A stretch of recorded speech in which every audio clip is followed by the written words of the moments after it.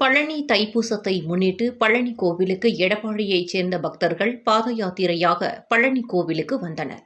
அப்போது சுவாமி தரிசனம் செய்வதற்காக வரிசையில் காத்திருந்த பொழுது கோவில் ஊழியர்களுக்கும் பக்தர்களுக்கும் இடையே வாக்குவாதம் ஏற்பட்டுள்ளது.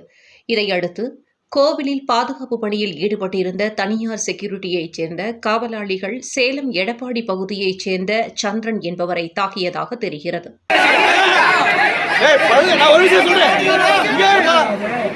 பழனி ஆண்டவர் சன்னிதானம் நான் டெய்லி சாமி கும்பிட வருவேன். ஆண்டவர் சன்னிதானத்துல நம்மளும் அதிகப்படியா போயிடக்கூடாது. என்ன முடிவு சொல்றீங்களா?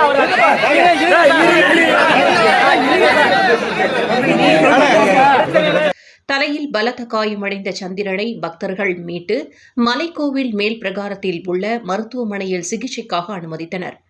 பக்தர் தாக்கப்பட்ட விவகாரம் குறித்து தகவல் அறிந்து ஏராளமான பக்தர்கள் மலைக்கோவில் பிரகாரத்தில் குவிந்ததால் பரபரப்பு ஏற்பட்டது.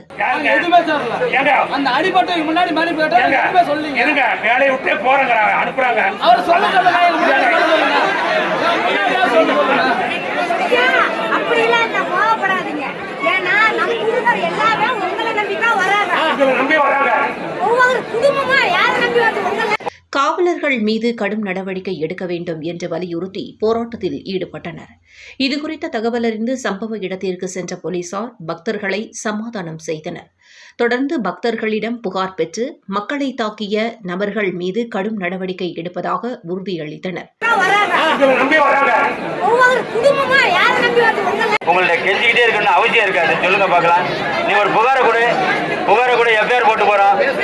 எடப்பாடிக்காரங்க வந்தாங்க, ஒருத்தர் அடிச்சுட்டாங்க, செக்யூரிட்டி எஃப்ஐஆர் போட்டு நாங்க வந்து நடவடிக்கை எடுத்துட்டு போறோம். ஏன் தேவையில்லாம போட்டுட்டு கோயிலோட புண்ணியத்தை கெடுக்கிறீங்க?